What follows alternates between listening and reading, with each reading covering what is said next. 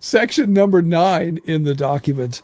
So the first paragraph, I don't dispute, right? There was a real theological difference, I think, at some points between the way Murray who was revising traditional Reformed covenant theology. He was revising the covenant of works, and he rejected the Pactum Salutis. So he was a revisionist, and he was conscious of that. He told people what he was doing, and unfortunately his students didn't pay attention, frankly, to what he was saying, and they didn't learn the tradition. Murray knew the tradition, and he knew what he was doing. I don't agree with what he did, but he was doing it consciously. One of his students, Norman Shepherd, one of his successors, he had other successors, Bob Strimple and others,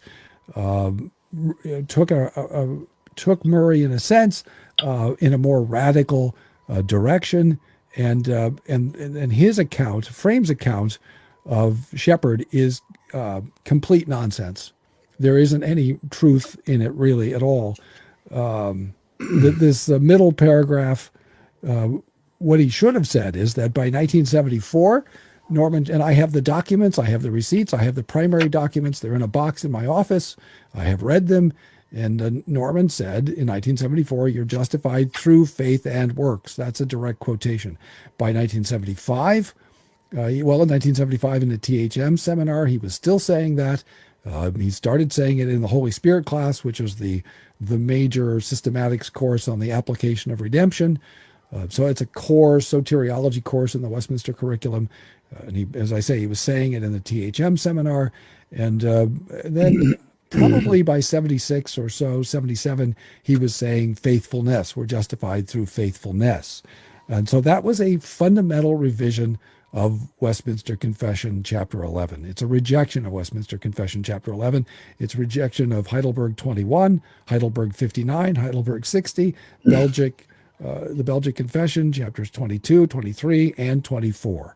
Westminster Larger Catechism, 70 through 74. There's no way to square what we might call the 6 forms of unity with what Norman was proposing. And the remarkable thing was that the faculty majority in Philadelphia either supported him theologically or supported his right to say that. And so remarkably, it took 7 years for them finally to dismiss him. There was some relationalism going on there. Well, there certainly was. And they didn't put doctrine ahead or confession ahead of relationship. A lot of people loved Norman. They had personal friendships with him. They were attached to him. John is very devoted to Norman. He has said that Norman is I think he said something like Norman's one of the best theologians of the 20th century. I disagree entirely. I think Norman theologically was incompetent, technically not. I don't think he understood how to do theology.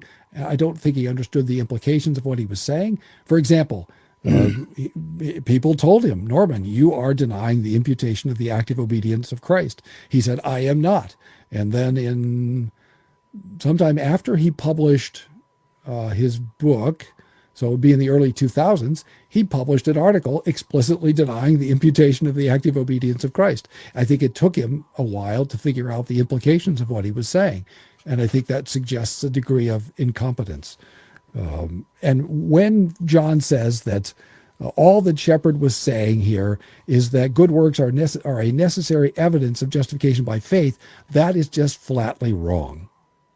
It's categorically wrong. It's wrong as a matter of fact, because, and it's by implication, he's implying that the people who opposed him, were denying that we think, or that they thought that good works are necessary as fruit and evidence. They denied no such thing. Palmer Robertson didn't deny it. Robert Knudsen didn't deny it. Bob Godfrey didn't deny it. And who was the librarian, Darrell? Arthur Kuschke. Arthur Kuschke didn't deny it, right? So those are the main opponents of Shepherd, and that was never in question. And so it's just flat false to say that was ever in question. What's in question was, and what was then and now, is whether good works are any part of the instrument of justification or the ground of justification. And And what John doesn't understand is that, and Sinclair Ferguson should get credit here. He wrote an article in 1977 in which he said, look, what Norman seems to be saying here in his that New Testament student series that Philly was doing, or one of the guys in Philly was doing. Norman published an article in there in which he was saying that, in effect, all baptized people receive all of the benefits of Christ, all the ordo salutis, election, justification, sanctification, adoption, so forth, the whole 9 yards, union with Christ. You get it all in baptism.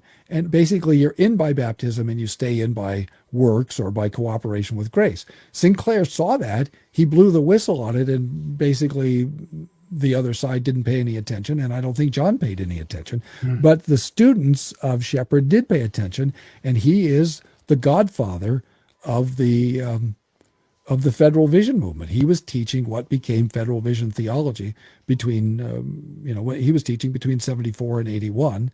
The thing that the PCA rejected in 2007, and that the rest of the NAPARC world, the OP rejected, at least in their study committee report.